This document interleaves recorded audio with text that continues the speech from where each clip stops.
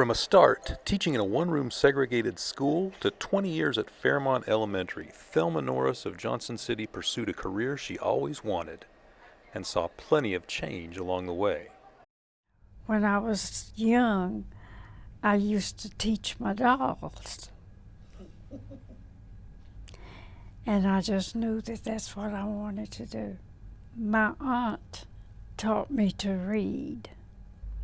And then I helped my cousins to read.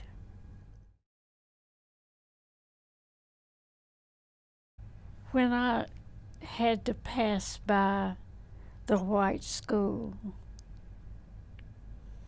and see the children playing there and think about how much further I had to walk over into the hills to the little building that was there for the black children. I thought about it, and I wondered why I couldn't go there. But Mother and Father didn't talk about black and white. We just didn't. We just made do. We had a downstairs and an upstairs. And we had tables and chairs. But we didn't have anything like a school building. After high school, I went to Rogersville to Swift Memorial Junior College, and it was not integrated. I met him at the bus station in Kingsport. A friend of his had told him the day before, "We want to go tomorrow because we're going to meet this girl."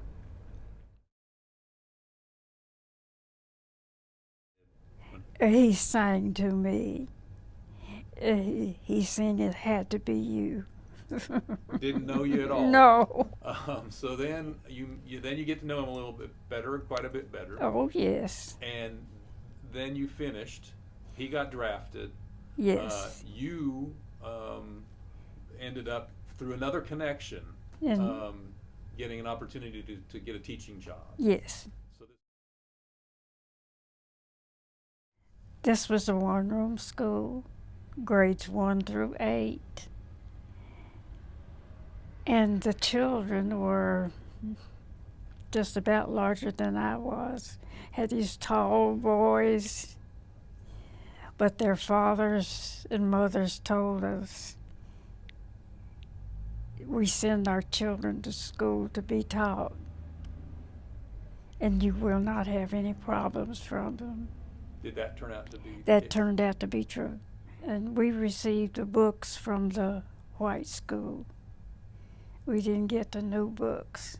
We got those hand-me-down books. Did you chart a path of just patience and prayer and hope as opposed to agitation? That was just about all I could do at that time. That's all I knew to do.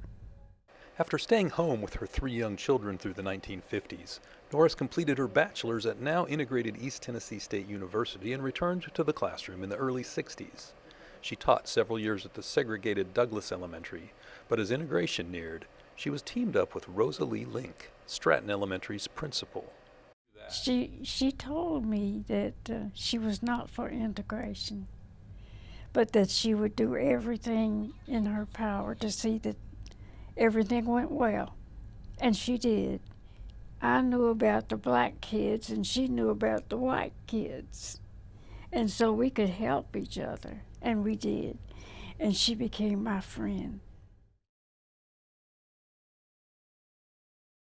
I just loved what I did. I taught, and that was what I wanted to do. And I hope that I have touched some lives.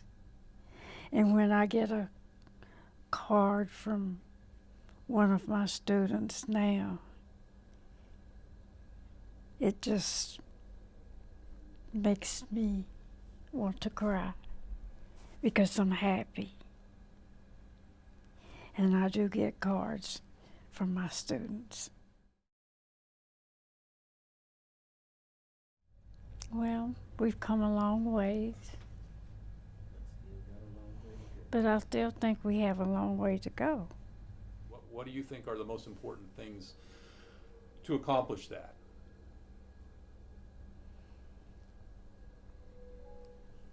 I'm not sure.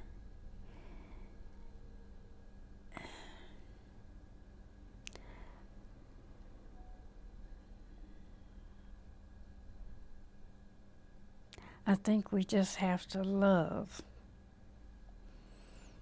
We have to love each other. We have to respect each other.